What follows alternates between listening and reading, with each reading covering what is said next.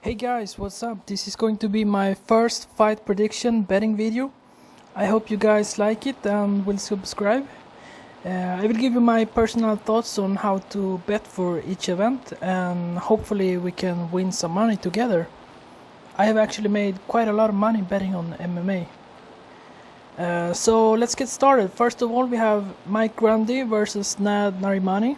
Mike is actually a training partner of main eventer Darren Till. He has got some great wrestling, decent BJJ. This is going to be a pretty difficult fight to predict, and I really wouldn't recommend betting on it. Mostly due to the fact that it's difficult to know exactly how good Mike Grundy is right now. He has been away for over a year, and he has been training with Darren Till, so it's difficult to know exactly what kind of improvements he has made in this time. His striking has been pretty non-existent. He has only used his striking to set up his takedown so far, so it's difficult to know exactly how much he has improved. Now, Nad is a decent wrestler himself, and I would best describe him as good at everything but really great at nothing. He has decent striking, but he uses a lot of power in his punches, so he tires himself out more than necessary. But I really do think that Nad will win this one. I think that he will be able to keep the fight standing long enough to hurt Mike and probably win by TKO probably in the end of the first round. Okay, so then we move on to the second fight, Molly McCann versus Priscilla Cachoeira. This is most likely going to be a stand-up fight. From the fight statistics, you really can't look too much on the statistics of this fight because they are really incorrect. Because both of the women they were in their last fights they were on their back the whole time, and because of that the statistics are all wrong. But my guess is they have about the same output. Perhaps Molly has a slightly higher output, and Molly is the shorter fighter with a 3-inch reach disadvantage, but she's a more technical fighter. And Priscilla actually has the nickname the Zombie Girl, which is a pretty good nickname because her defense is pretty poor. She has a great chin. She just walks down her opponents and starts throwing. Now the odds for this fight should be a little bit closer than they are in my opinion, but I do feel like Molly should win this fight. She's technically the better fighter, and I wouldn't actually be surprised if she goes for 1 or 2 takedowns of her own just to score points and take Priscilla out of her game. But I could see Priscilla hurting Molly at some point, and she could even get a finish.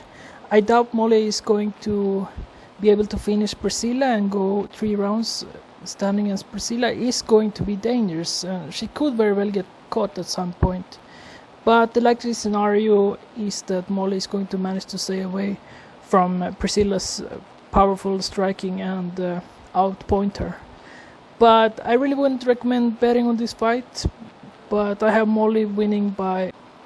Okay, so then we move on to Danny Henry versus Dan Ige. Now this is going to be a great fight.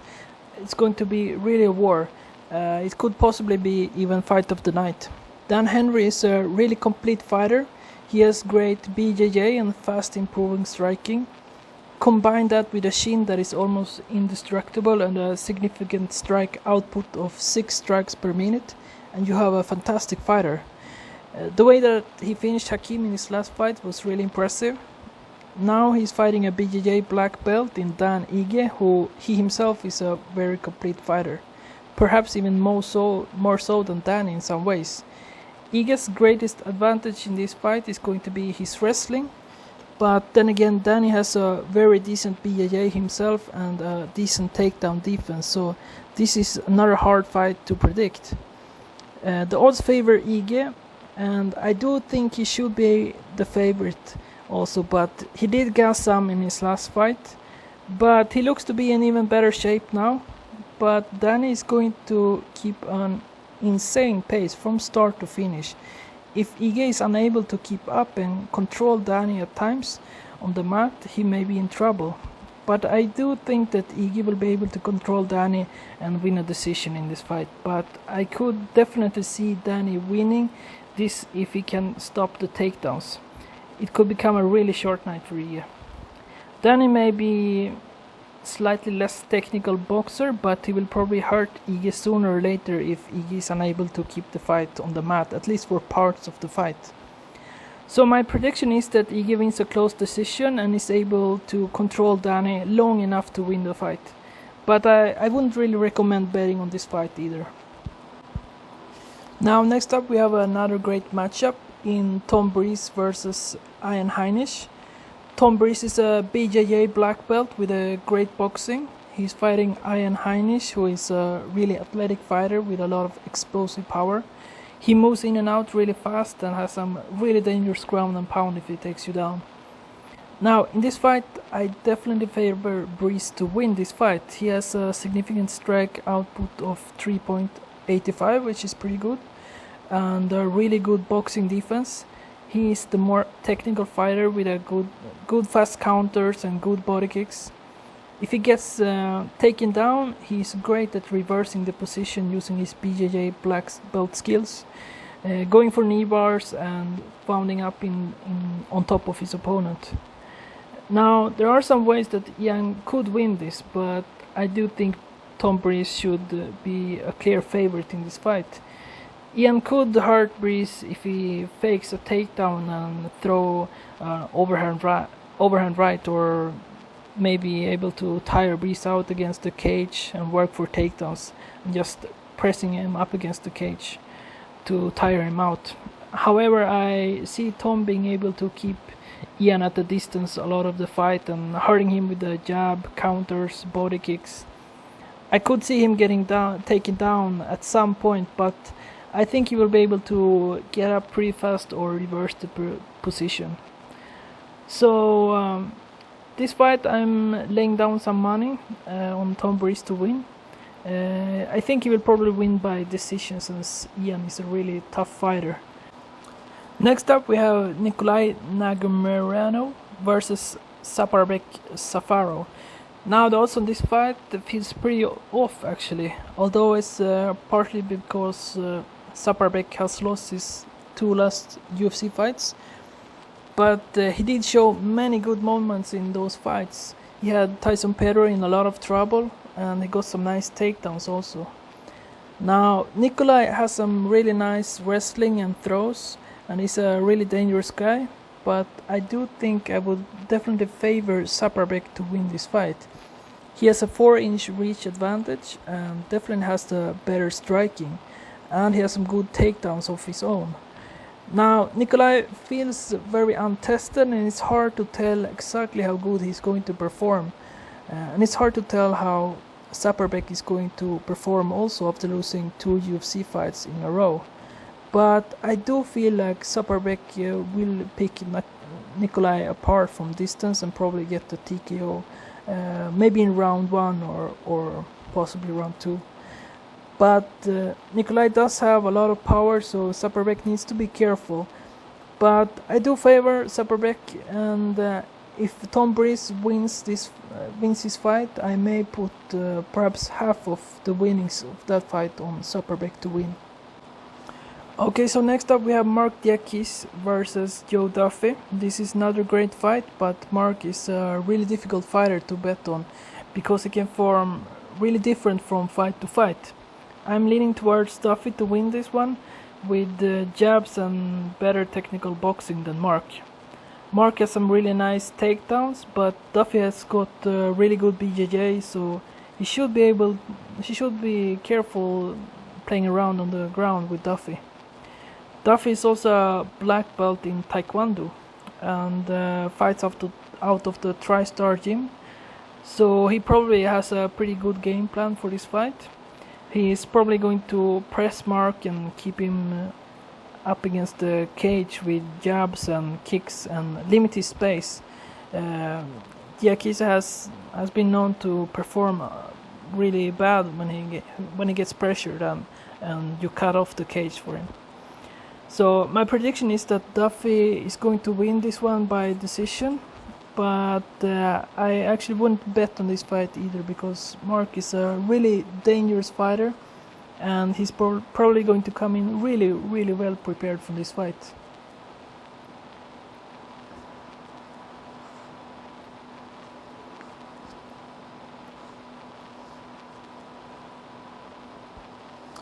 Okay, so let's move on to the next fight. Arnold Allen versus Jordan Rinaldi. Allen has some pretty good boxing, but the truth is, to be honest, to be fighting out of the TriStar gym, he has a pretty bad takedown defense. It's not terrible, but he was losing his last fight against Mads Burnell before he got the submission, and Makwan Amirkhani gave him a lot of problems also, but he managed to win a split decision victory in that fight. Now Jordan has got some really nice takedowns and was able to control Jason Knight on the ground pretty easily in his last fight. But Jason is, of course, he really has a pretty bad takedown defense. Jordan also showed some improved stand-up in that fight, and he's very explosive. He moves in and out really quickly, but if this stays standing, Allen is going to outbox Jordan and will probably get the finish. But I reckon Jordan will give Allen some problems and probably will be able to take down Allen at least a couple of times.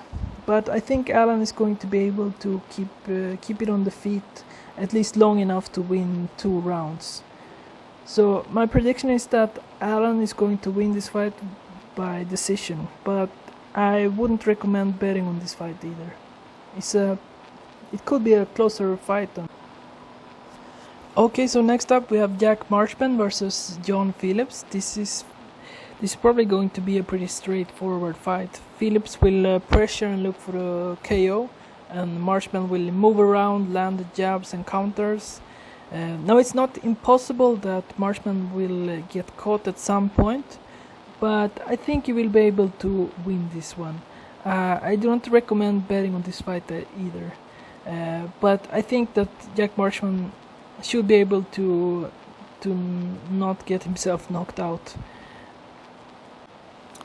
And then next up we have Danny Roberts versus Claudio Silva. This is going to be a great fight. Danny has better technical striking, but Silva has the takedowns and dangerous ground and pound and submissions.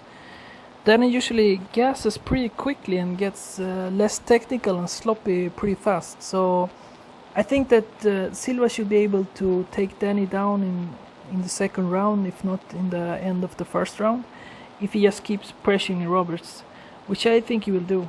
So in this fight I have Silva winning by a round 2 submission. Okay, so let's move on to the next fight. Nathaniel Wood versus Jose Quinones. This should be a fun fight also. I am going to put down some money on Nathaniel to win this one. Nathaniel should be able to outbox Quinones and keep this fight standing. Quinones is probably going to try and press Nathaniel up against the cage and work for takedowns and try to tire Nathaniel out. But I doubt he's going to be very successful. He might have some slight success in the first round, but I see Nathaniel getting the underhooks and denying takedowns and unloading with some nice combinations, probably winning by TKO in the first round or second round. I feel pretty confident about this one, and this is another fight that I would recommend putting down some money on. Okay, so then we have Volkan Oezdemir versus Dominic Reyes. This is a fight that is not very likely to go to a decision. I'm going to put down some money on this fight that it's not going to go to the distance. Perhaps even not more than 2.5 rounds. Dominic is probably going to win this one. He just needs to survive the first minutes, as Volkan starts to slow down really fast after the first few minutes. I think Reyes will be able to finish Volkan off probably in the second round. But Volkan is really dangerous those first minutes of the fight, so I really wouldn't bet against him. even though I think he will lose this one. But anything could happen in this fight, and the only thing I feel pretty confident in is that it's not going to go 3 rounds.